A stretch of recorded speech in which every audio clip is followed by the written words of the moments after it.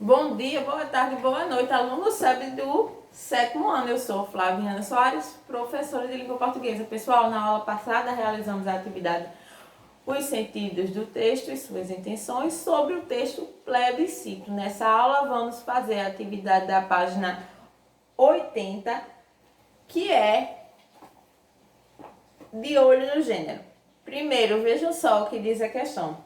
O texto lido é um conto, gênero textual que se caracteriza por ser uma narrativa curta e por apresentar a seguinte estrutura: situação inicial, introdução, conflito, clímax e desfecho, ou epílogo. Com base nessa alternativa, responda às questões a seguir. Letra A.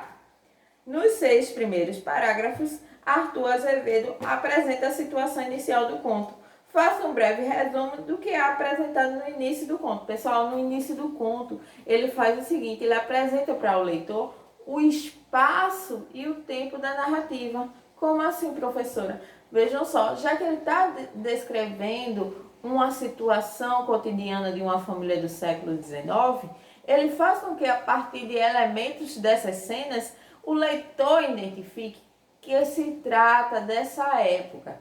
E também, vejam só, ele faz todo uma descrição do que os personagens e os fatos principais da narrativa para que o leitor se familiarize com esse ambiente e passe a imaginá-lo. Veja o que diz o nosso gabarito.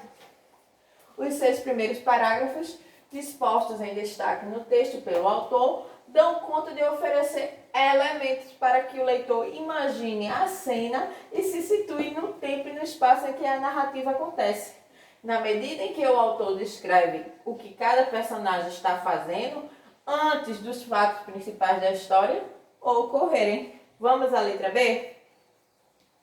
O 7º parágrafo apresenta uma complicação e prepara o leitor para a instauração do conflito, isto é, do problema a ser resolvido, o que provoca esse conflito. Vejam só, então o menino, que é Manduca, faz uma pergunta ao pai: o que é plebiscito?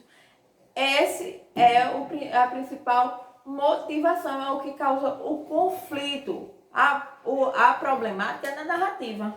Letra C. Qual é a parte de maior tensão da narrativa? Ou seja, o clímax. Então, vejam só, aquele momento em que o pai sai irritado, exasperadíssimo, nervoso da sala de jantar e vai para o quarto batendo a porta. Esse é o clímax da narrativa. Letra D. Como se dá o desfecho da história? Então, o desfecho acontece quando o senhor Rodrigues retorna à sala, né? E fala para todos o sentido da palavra plebiscito que ele encontrou no dicionário. Mas ele não admite que encontrou no dicionário. Então, ele fala que plebiscito é uma lei decretada pelo povo romano, estabelecendo em comício um estrangeirismo, não é isso que ele fala? Vamos ao segundo. Escreva outras informações referentes ao texto lido, conforme solicitado. Então, letra A. Qual é o tipo de narrador? Pessoal, o narrador ele pode ser em primeira pessoa, que é o narrador personagem, que conta uma história da qual ele faz parte.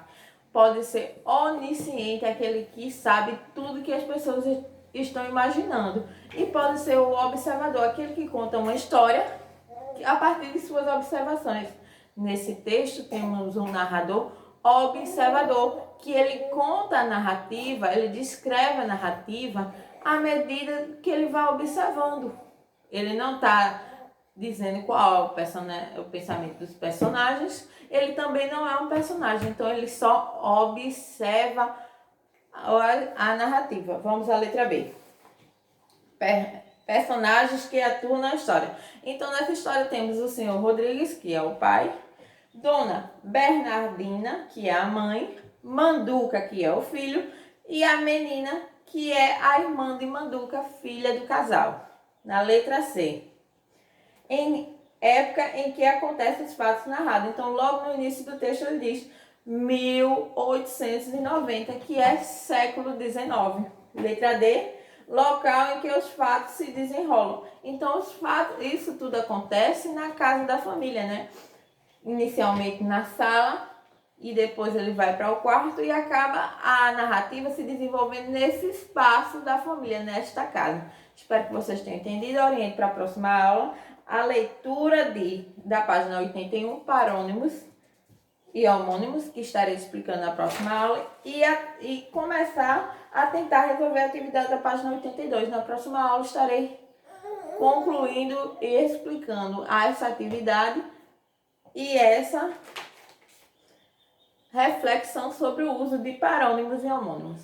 Até a próxima aula. Qualquer dúvida, entre em contato comigo pela plataforma e, se puder, fique em casa. Até mais.